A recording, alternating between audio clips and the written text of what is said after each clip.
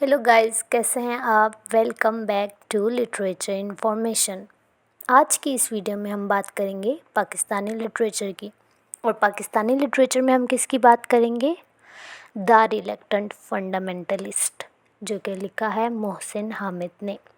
Okay, अच्छा, आज की इस वीडियो में सबसे पहले मैं आपको बता दूं कि जो हम डिस्कस करने वाले हैं ये है रिलक्टेंट फंडामेंटलिस्ट, जो कि पाकिस्तानी लिटरेचर से बिलोंग करता है। और उसके लिए इम्पोर्टेंट ये है कि सबसे पहले मैं आपको बताऊं थोड़ा सा पाकिस्तानी लिटरेचर के बारे में। चलें देखें, जब पार्टीशन हुई थी, ठीक है, तब क्या हुआ था? माइग्रेशन हुई थी, ठीक है, लोगों की हुई थी। और उनके अंदर जो सबसे ज़्यादा थे वो हमारे पाकिस्तानी राइटर्स का नाम आता है, ठीक है। उनमें तकरीबन 90% ऐसे लोग थे जो माइग्रेटेड पर्सन थे, जो आज हमारे राइटर्स हैं, ठीक है। अच्छा, अब देखें पाकिस्तानी लिटरेचर के अंदर हमें सबसे ज़्यादा क्या मिलता है। हमारे राइटर्स किसके बारे में ज़्यादा लिखते हैं? बिफ़ोर और आफ्टर इफ़ेक्ट्स पर, इनजस्टिस के ऊपर, वॉर के इफ़ेक्ट्स के ऊपर, नेशनहुड के ऊपर, डिक्टेटरशिप के ऊपर, कलोनियलिज़म के ऊपर, पार्टीशन के ऊपर, पेट्रियार्की के ऊपर, फेमिनिज़म के ऊपर, ठीक है। ये छोटा सा इंट्रो था मेरा पाकिस्तानी लिटरेचर के ऊपर। स्टार्ट करते हैं आज की वीडियो। हमेशा की तरह सबसे पहले हम क्या डिस्कस करेंगे? की पॉइंट्स। की पॉइंट्स के अंदर हम क्या डिस्कस करेंगे कि आज की इस वीडियो में हम क्या क्या डिस्कस करने वाले हैं। ओके, सबसे पहले आ जाएगी हमारे पास बायोग्राफी, फिर आ जाएगी टाइटल सिग्निफिकेंस, उसके बाद aim of the writer, about novel, character analysis, narrative technique, themes, critical analysis, ideology of west for Muslims, American stream और क्रिटिसिज्म ऑन इस्लाम। ओके, सबसे पहले हमारे पास क्या आ जाएगा? American stream. Okay, American stream के अंदर हम लोगों के पास क्या आएगा? सबसे पहले कि अमेरिकन ड्रीम क्या है? ये बिलीफ सिस्टम है ऑफ अमेरिका है कि इसके बारे में क्या है? हु स्ट्रगल गेट्स एनीथिंग, यानी कि जो मेहनत करेगा वो पालेगा जो कुछ वो चाहेगा। ओके, लेकिन but the aim of the writer is that he show you how they treat people there, यानी कि इस नावल के अंदर हमारे राइटर ने हमें बताया है कि अमेरिका के अंदर मुस्लिम्स को कैसे ट्रीट किया जाता है, या कोई भी इधर उधर का बंदा जाए बाहर के ममालिक के अंदर, तो वेस्ट की क्या आइडियोलॉजी सेट हुई हुई है, ठीक है, मुस्लिम्स के लिए या किसी के लिए भी, ठीक है।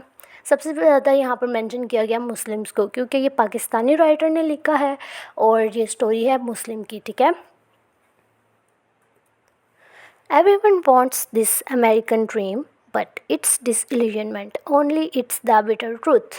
यानी कि अमेरिकन ड्रीम हर एक का होता है कि मैं अमेरिका जाऊंगा, अच्छी जॉब करूंगा, वहाँ पैसे कमाऊंगा, मेरे पास घर होगी, गाड़ी होगी, वहाँ के लोग मुझे इज़्ज़त देंगे, और ऐसा कुछ भी नहीं है। ये डिसिल्यूजनमेंट है, फेक रियलिटी है। Okay, their cold behaviour with people of 9/11 specially, यानी कि 9/11 के इंसिडेंट के बाद उनका ट्रीटमेंट कैसा था, ये हमारे नावल के अंदर बताया गया है, ठीक है। ये हम आगे क्रिटिकल एनालिसिस में डिस्कस करेंगे। अच्छा, हमारे साथ ये है कि इस नावल के अंदर हमारे पास एक कैरेक्टर है एरिका, जो कि हम लोगों को सिम्बलाइज़ कर रही है अमेरिका के साथ।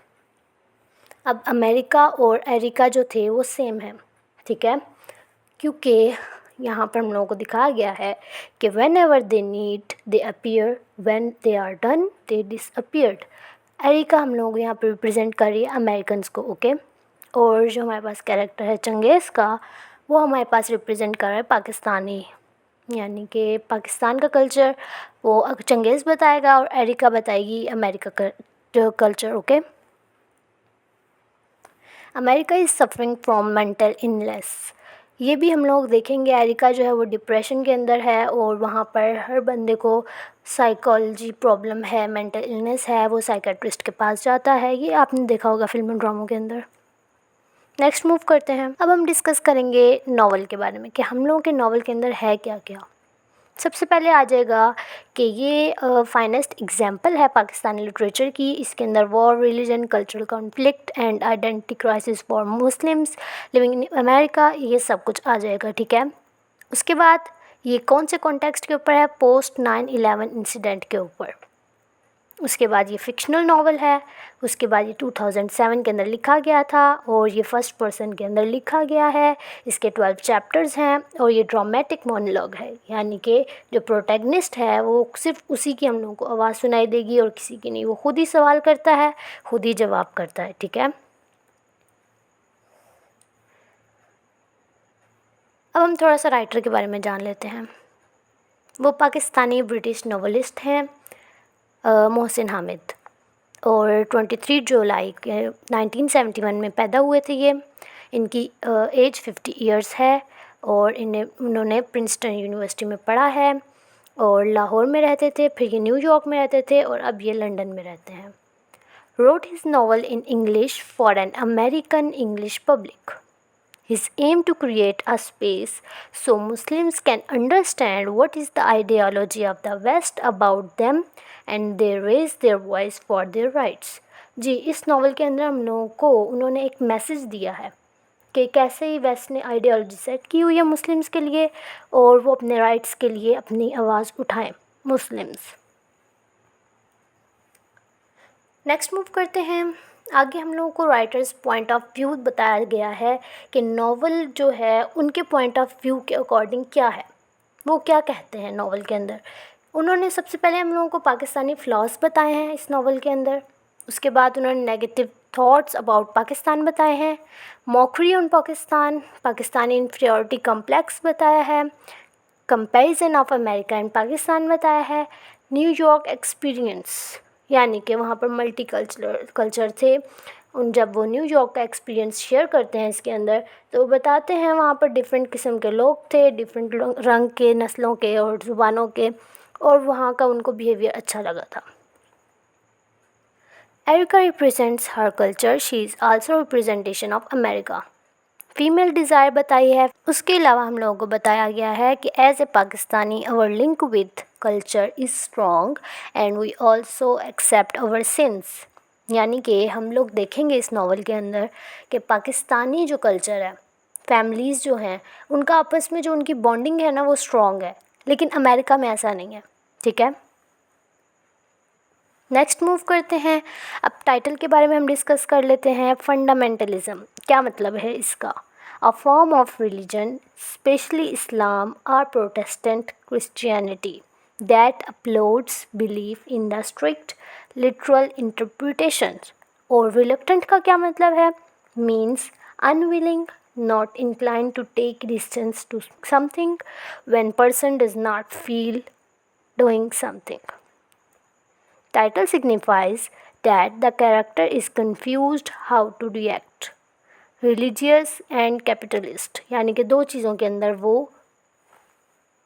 कॉन्फ्लिक्ट का शिकार हो गया है। ठीक है, अब उसको समझ नहीं आ रही कि मैं एज ए अमेरिकन बिहेव करूँ या अपने रिलीजन को फॉलो करूँ। He faces identity crisis, racism. Next क्या आ जाएगा हमारे पास? Character analysis. सबसे पहले हमारे पास आ जाएगा चंगेज़, जो कि टैलेंटेड पाकिस्तानी मैन था। कहाँ से था? और लाहौर से। उसके बाद हमारे पास आ जाएगा स्ट्रेंजर, जो अमेरिकन है। He is never named. Hamid encourages us to put ourselves in his place. This pushes us to make subjective judgments about the novel. Okay, next आ जाएगी हमारे पास एरिका। ये फीमेल है, represent America love and interest of Changez from New York. ये Erica से कब मिला था? जब ये ग्रीस गया था छुट्टियां मनाने और वहाँ पर they both fall in love. अच्छा, क्रिस क्या है? ये रिप्रेजेंट करता है होप को, जीसस क्राइस्ट को, and a character that never actually appears in the story although he plays a significant role. He was Erica's first and only love. He died from cancer. अच्छा, यहाँ पर अब आप लोगों ने एक चीज़ देखी होगी, He was Erica's first and only love, यानी कि चंगेज़ और एरिका, चंगेज़ एरिका से मोहब्बत करता था लेकिन एरिका वो उससे मोहब्बत नहीं करती थी। चंगेज़ सिर्फ उसकी नीड थी, वो क्रिस को ढूंढ रही थी चंगेज़ के अंदर। यहाँ पर एरिका क्या रिप्रेजेंट कर रही है? अमेरिका को, जो मैंने शुरू में आपको बताया था कि जब उनको ज़रूरत होती है वो आ जाते हैं और जब उनको ज़रूरत नहीं होती वो डिसअपियर हो जाते हैं। नेक्स्ट मूव करते हैं। Jim, Changez boss at Underwood Samson. Wainwright, Changez colleague and friend at Underwood Samson. Next move करते हैं। नेक्स्ट हमारे पास आ जाएगी मेन थीम्स कि हमारे नावल के अंदर कौन कौन सी थीम्स हैं। चंगेज़, अमेरिकन ड्रीम, सबसे बड़ी हमारे पास थीम आ जाएगी अमेरिकन ड्रीम की कि चंगेज़ का ख्वाब था अमेरिका जाना, वहाँ पर as a student, as a worker, और फिर बहुत अच्छी जॉब और सब कुछ जो भी अमेरिकन ड्रीम के अंदर आता है। ठीक है। नेक्स्ट हमारे पास आ जाएगी Pakistani culture and west culture के बारे में theme. Thinking of west and Pakistani, यानी कि इन दोनों की थिंकिंग कैसी थी, वेस्ट का की आइडियोलॉजी क्या थी, पाकिस्तानी की क्या थी। ये हमारे पास एरिका और चंगेज़ का कैरेक्टर आ सकता है। ठीक है, उनके थ्रू हम लोग इसके ऊपर लिख सकते हैं। Hyper reality, post modernity, strong figure of the family in Pakistan, यानी कि वहाँ पर स्ट्रॉन्ग बॉन्डिंग होती है पाकिस्तान के अंदर फैमिलीज़ की। उसके बाद आइडेंटिटी क्राइसिस, उसके बाद एवरीवन अडॉप्टेड अमेरिकन्स लाइफस्टाइल, यानी कि आप समझ ही रहे हैं जैसा आजकल हम लोगों के पास भी चल रहा है कि हर कोई वेस्ट को अडॉप्ट कर, वेस्ट का लाइफस्टाइल, वेस्ट के खाने पीने के तरीके और सब कुछ। इमोशनलिज्म, poverty, morality, post colonialism, feministic approach. Next move करते हैं क्रिटिकल एनालिसिस। क्रिटिकल एनालिसिस के अंदर हमारे पास क्या आ जाएगा कि novel begin in Lahore when Changez, a return Pakistani migrant, cost an unnamed American man, यानी कि जब शुरुआत में क्या होता है कि चंगेज़ पोस्ट 9/11 का हम लोगों को दिखा रहे हैं कि 9/11 का इंसिडेंट हो चुका है, चंगेज़ वापस आ चुका है और उसको एक ऐसे ही बंदा स्ट्रेंजर मिल जाता है। ठीक है, लाहौर में, और उन दोनों की मुलाकात होती है और फिर वो उसको चाय पर बुला लेता है और फिर ये दोनों बैठकर बातें करते हैं। लेकिन उसके अंदर ये दोनों बैठ के बातें नहीं करते, आई मीन बैठे हुए होते हैं, लेकिन सिर्फ चंगेज़ बोल रहा होता है, वही क्वेश्चन कर रहा होता है और वही आंसर कर रहा होता है, और अमेरिकन मैन जो स्ट्रेंजर है उसका हम लोगों को नहीं पता चलता कि वो कौन है कौन नहीं। ठीक है, that's why it's traumatic monologue. Novel consists of dramatic monologue. It allows the reader to see how an American might view what Changez talks about, how he met Erika and how they fell in love, then about his experience as a student, as a worker and after 9/11 incident। यानी कि इस point के अंदर ये बता रहे हैं कि क्रिटिकली जब वो बता रहा होता है चंगेज़ अमेरिकन को अपनी सारी एक्सपीरियंस के बारे में, उसके अंदर ये सब कुछ आता है कि एज ए स्टूडेंट कैसे उसने एक्सपीरियंस किया, एज ए वर्कर कैसे एक्सपीरियंस किया, और फिर 9/11 इंसिडेंट के बाद कैसे उसका एक्सपीरियंस रहा। And about American dream, America is a land of dreams. The American dream is the belief that anyone, regardless of their color or where they were born or what class they were born into, can attain their own version of success in a society in which upward mobility is possible for everyone. The study concludes that Hamid's The Reluctant Fundamentalist renders a stark warning message through its character Changez that the harsh treatment of Muslims, American domineering policies, and the blind war of the terror will force many ordinary Muslims to relinquish the American dream like Changez.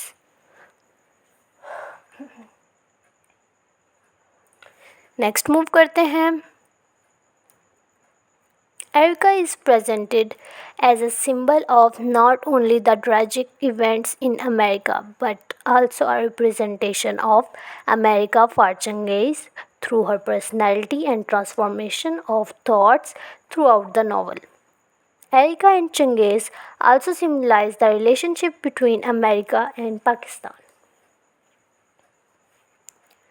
Erika is unable to move forward completely from her tragedy to full relationship with Changez.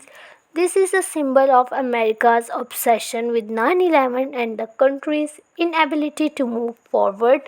The events in the story takes place in Lahore, Princeton, and New York. Story prevails an optimistic tone. Paradox in the story is that one cannot have everything. and that is why one has to choose between money and duty. देखिए basically ये novel बताता है एक complex relationship को, जो कि किन दो के बीच में है, अमेरिका और इस्लामिक वर्ल्ड। अब इस नावल में अटैक हुआ, ठीक है, अमेरिकन बिल्डिंग्स पर, और शिकार कौन बना, मुस्लिम्स। और कुछ स्कॉलर्स ने यह भी कहा है कि जिस बिल्डिंग पर अटैक हुआ था वहाँ ज़्यादातर मुस्लिम्स और क्रिश्चियंस थे, बाकी सबको छुट्टी थी उस दिन। अब हमारे राइटर का मकसद क्या था रिलक्टेंट फंडामेंटलिस्ट लिखने का, कि वो हम लोगों को बताएं कि मुस्लिम्स देखें कि क्या आइडियोलॉजी सेट हुई हुई है उनकी वेस्ट में, और वो अपने राइट्स के लिए आवाज़ उठाएं, जैसा कि मैंने आपको पहले कहा था। नेक्स्ट मूव करते हैं। The word nostalgia has an important role. अब जो नॉस्टैल्जिया का वर्ड है वो बहुत इम्पोर्टेंट है इस नावल के अंदर। कैसे, आप देखते हैं। Erica is nostalgic because she misses Chris. Changez understands that Erica is still thinking about Chris and that she will never fall in love with the young Pakistani. After that, they two stopped seeing each other. America is nostalgic because it continues to remind the old years like, I had always thought of America as a nation that looked forward. अब ये कौन कह रहा है, चंगेज़ कह रहा है, ठीक है। For the first time I was struck by its determination to look back. Living in New York was suddenly like living in a film about the second world war. ये नॉस्टैल्जिया के आपको पॉइंट्स बता रही हूँ कि एरिका जो थी वो भी नॉस्टैल्जिया का शिकार थी, क्रिस की यादों में रहती थी, ठीक है। इसकी वजह से चंगेज़ का और एरिका रिलेशनशिप ख़त्म हो गया।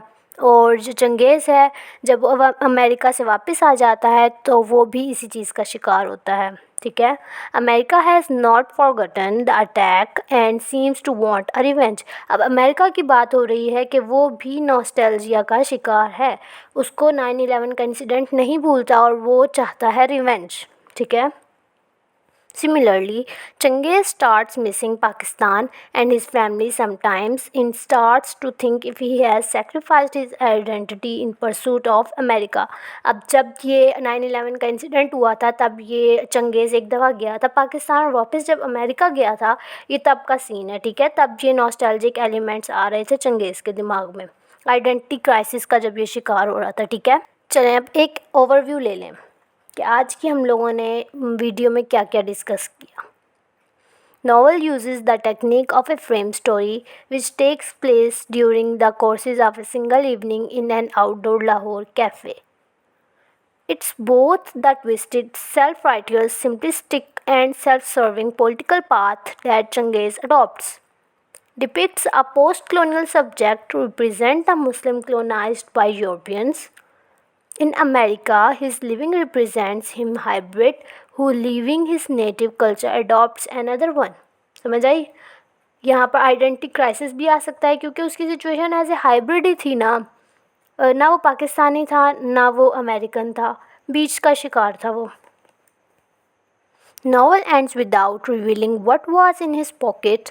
अच्छा, अब ये स्ट्रेंजर की बात हो रही है, ठीक है, कि नॉवल के एंड के ऊपर हम लोगों को नहीं पता होता कि वो स्ट्रेंजर कौन है, उसकी पॉकेट में क्या है, leaving the reader to wonder if the stranger was a CIA agent possibly there to kill Changez, or if Changez in collision with the waiter from the cafe had planned all along to do harm to the American.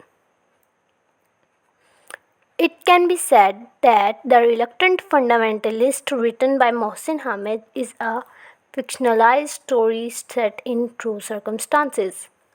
यानी कि true story भी हो सकती है। उम्मीद करती हूँ आज की वीडियो आपको पसंद आई होगी, आपको समझ आई होगी। चैनल को लाइक करें, शेयर करें और सब्सक्राइब करना मत भूलिएगा। दुआओं में याद रखिए। अल्लाह हाफिज़।